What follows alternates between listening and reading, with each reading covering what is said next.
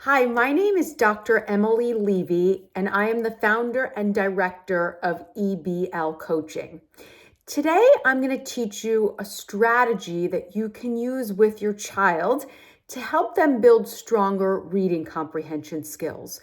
Reading comprehension is one of the most important skills for success in school. It really affects essentially all subjects: English, science, history, even math when it comes to solving math word problems. So if you can help your child build stronger reading comprehension skills, you'll help them to ultimately be successful in school. One strategy that I'm going to focus on today is a strategy that will help your child become an active reader and really improve their reading comprehension skills. Now, with this strategy, we teach students that when we read, there are 3 elements that we should look for. The first one is the topic, which is 1, 2, or 3 words describing the passage, like the beach or World War I or summer vacations. And we learn to highlight the topic in blue. Then the second element that we look for is the main idea, which is what the author is saying about the topic. So let's say the topic was World War I. The main idea might be there were many causes for World War I, and we learn to highlight the main idea in green. Then the third element that we look for are the important details, which is essentially important information describing the main idea. And those we highlight in yellow. Now, we want to make sure that students are just highlighting what's really important and not every single detail on the page, which they often like to do. Now, in a moment, I'm going to show you an example of this strategy. Typically, what we do is we start at the pictorial level, where we teach students how to look at different pictures and highlight the topic, main idea, and important details using blue, green, and yellow highlighters. Then we move on to short passages, and then eventually we move on to longer passages with multiple paragraphs. Let's take a look at an example. Let's take a look at how we would apply this strategy to pictures.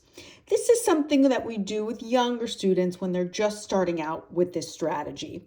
I already did the one on the left, but let's take a look at the picture on the right. Well, we start by asking, what is the topic of this picture?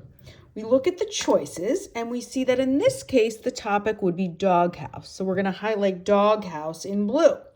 Then we look at the second question, what is the main idea of the picture? Well, in this case, it's going to be a dog is sleeping in the doghouse. So we'll highlight the main idea in green. And then we're going to look for the important details, which we'll highlight in yellow. Here it could be 1, 2, or all 3. So in this case, we see that the important details are the doghouse has a roof, which I'll highlight in yellow. And there is a food dish by the doghouse, which I will also highlight in yellow.